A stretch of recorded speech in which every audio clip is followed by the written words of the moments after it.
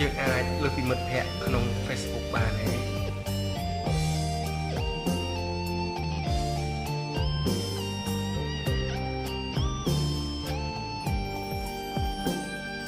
មានបេះដូងសម្រាប់ឈឺចាប់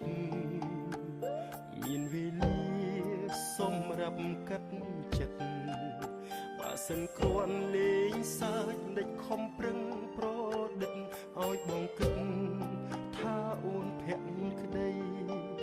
កត់អារម្មណ៍ឲ្យអូនបានដឹងយប់ស្ងាត់ជឹងនឹកគ្រាថ្មីថ្មីចាំខ្លួនឯងបានទេថាធ្លាប់និយាយអ្វី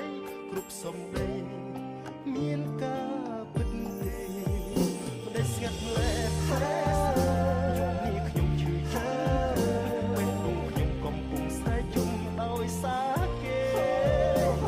តែអ្នកឲ្យយើងស្គាល់គ្នាតើអ្នកអាចជួយខ្ញុំបានទេទុំពណ៌ទេដាក់រូបនាងធ្វើម៉េចបងស្រឡាញ់អូ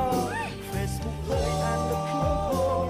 អ្នកជួយខ្ញុំបានទេពេលខ្ញុំសួរហេតុផលតែគេមិនឆ្លើយពេលសុខសុខគេឈប់ស្នេហ៍ទាំងដែលសន្យា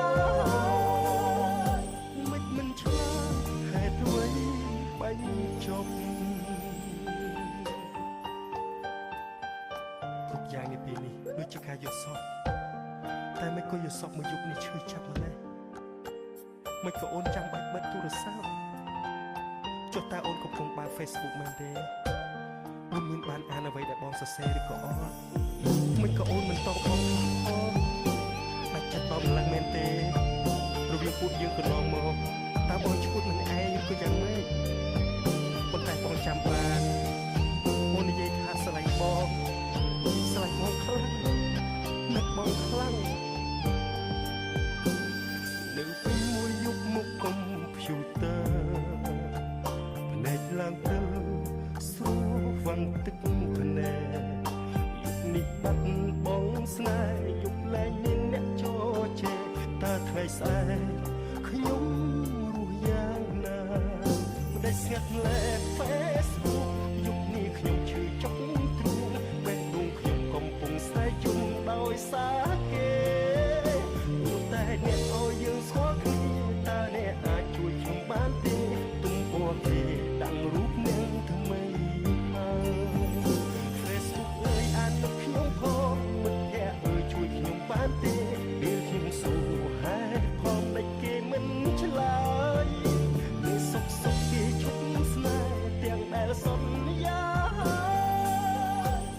មិនឆ្លើយហេតុអ្វីបាញ់ចប់ដែលជ្រាបលែបែបយប់នេះខ្ញុំចុកទ្រូងពេលដងខ្ញុំកំពុងតែយំដោយសារទោះតែអ្នកឲ្យយើងស្គាល់តើអ្នកអាចជួយខ្ញុំបានទេពណ៌ដាក់រូបយើងថ្មី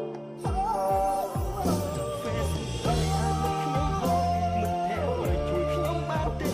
ពេលខ្ញុំសួរហេតុផលតែគេមិនឆ្លើយនេះសុខសុខគេឈប់ស្នេហ៍ទាំងដែលសន្យា